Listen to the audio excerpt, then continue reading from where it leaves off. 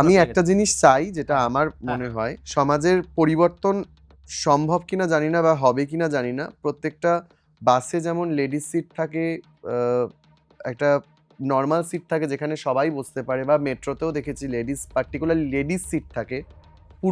পুরুষদেরও দেখেছি, পুরুষদের ওখানে এসেও লেডিসরা বসে। সেরকম আমরা তিনটে ক্ষেত্রেই, যেহেতু আমাদের টার্মটা তিনটে জেন্ডারকে নিয়ে আমরা সবসময় চলছি এখন বর্তমানে 377 পাস হওয়ার পর, মেল ফিমেল ট্রান্সজেন্ডার, আমার মনে হয় প্রত্যেকের জন্যই আলাদা সেই প্রায়োরিটিটা দেওয়া দরকার। মানে অবশ্যই অবশ্যই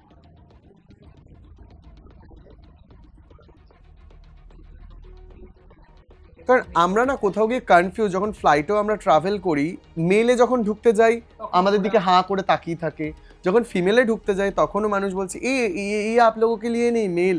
তো উই আর সো কনফিউজড, আমরা কোথায় যাবো।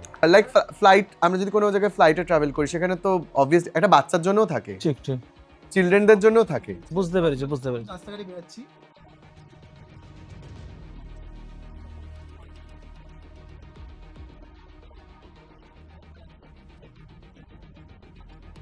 একদমই তাই একদম তাই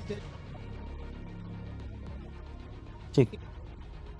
আর কিছু সমস্যার কথা আমি অবশ্যই এবার শুনতে সবথেকে চাইবো। বড় কথা কি, দৃষ্টিভঙ্গিটা আমরা একটা দুটো মানুষ মিলে তো চেঞ্জ করতে পারবো না। এই দৃষ্টিভঙ্গিটা চেঞ্জ হওয়া দরকার পুরো সমাজে। আর এই সমাজকে চেঞ্জ করার দায়বদ্ধতা শুধুমাত্র আমাদের নেই, সবার রয়েছে।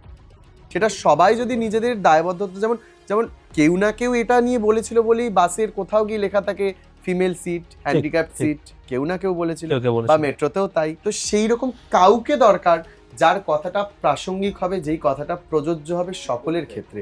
কারণ জেন্ডার যখন তিনটে, জেন্ডারের প্রায়োরিটিও তিনটে হওয়া দরকার। শুধুমাত্র দুটো জেন্ডার প্রায়োরিটি পাবে, একটা জেন্ডার সম্পূর্ণ পায়ের তলায় থাকবে। তখনই তো নিজেদের মধ্যে মারামারি কামড়াকামড়িতে হবে যে না ও আমার জেন্ডারের নয়, ও আমার কমিউনিটির নয়।